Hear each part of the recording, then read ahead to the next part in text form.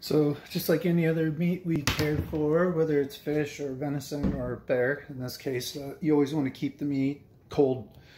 From as soon as you start quartering out the animal, you want to get the meat cooling off. And then while you're processing it, you want to make sure it stays cold. We usually use a spare fridge, but fridge doesn't work anymore. So we're using this spring for just a cooler with some ice in it. Just to keep the meat cold while I get from processing to freezing. So I'm just gonna taking these quarters out of the game bags that I used to pack them out with, and just give them a quick rinse in water. Get some of the dirt and most of the hair off before we start working on it. This is an easy way to get it cleaned up quick, and the water doesn't hurt the meat at all.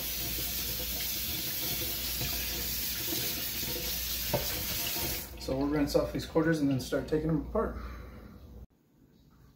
So I just rinsed this off. This is the hind quarter from the bear. So the first step that I go through in processing, because we do all of our own processing, I don't have anybody else work on it. I just like the fact that I know I'm getting my own meat back, and if you've got somebody that's doing processing work for you, that they're guaranteed that you're getting your own meat back, you should really make sure that you're paying them well, because there's not a lot of places that will do that. Anyway, so we're just going to go meticulously cut all this silver skin and what was for fat on this bear. Get it all cleaned up right down to the meat all the way around, and then we can not only more easily see where the muscle groups are to take it apart, but you're more likely to have all the hair and debris and everything off the meat by that time. If you have to quarter these things up on the ground like I did this one, it's really tough to do, especially to keep it clean by yourself. So I just rinse them off really good, and then cut all this silver skin off. And this is one of the most important things for care for the meat, is to get it cleaned up with all of this silver skin and fat, connective tissue and stuff off. So we're just going to go through and start taking this thing apart and head on to the next step.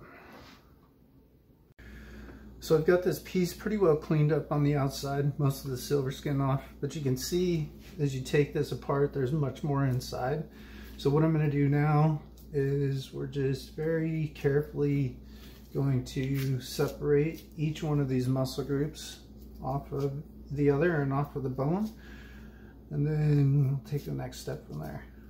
But if you just carefully pull on that and take your time with the knife, you can just separate this right off. So it's going to do two things. It's going to make it easier to finish cleaning it. It's also going to give you better quality cuts of meat, because the grain of the meat is not going to be running in multiple directions.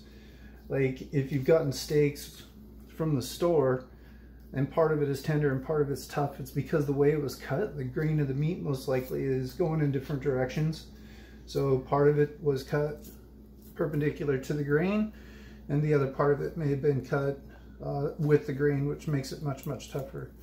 But you can see this just comes out of here in a nice chunk. So then from here I'll finish cleaning off the rest of this. This is actually a piece that I'll keep for steak, but I don't know if you can see this, but you can kind of see the grain of the meat is running at an angle across this. It's not straight this way or this way, but it's like this. So you want to make sure that you're cutting perpendicular to that grain, whether you're cutting it before you cook or after.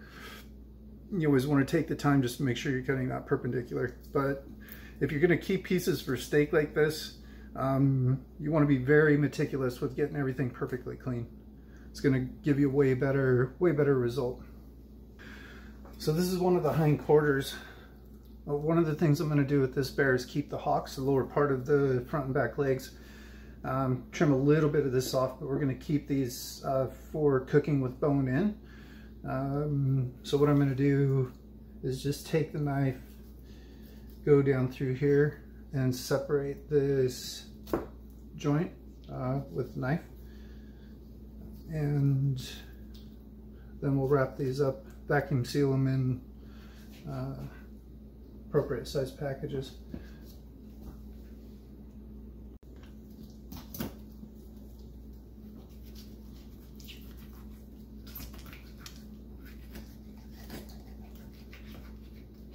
You get that just right, you can just run your knife right down through there and that comes off nicely.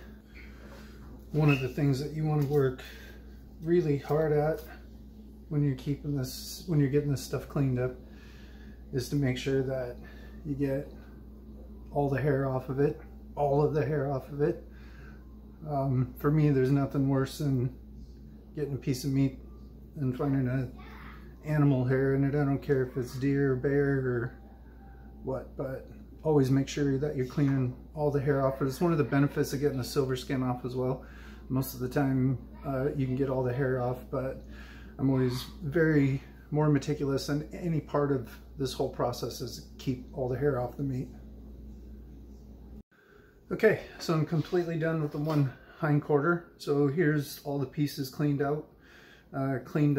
I'll cut these up in pieces that will fit well into the meat grinder. We'll bag this up in 7-pound packages. I'll do a video at some point on how to make the sausage, and I'll talk about why I use 7-pound packages. We're going to keep this one piece off the hind quarter just for steaks. It's one of our favorite cuts that we use on venison and elk and everything else, so I'm going to keep this one. And then this is part of the hock. We'll leave this bone in. We'll package these up in 2 to a package. But so we just need to do the same thing with the other 3 quarters, and then we can start cleaning up the ribs and neck and heart and liver and back straps and get all that done. But so we're off to a good start.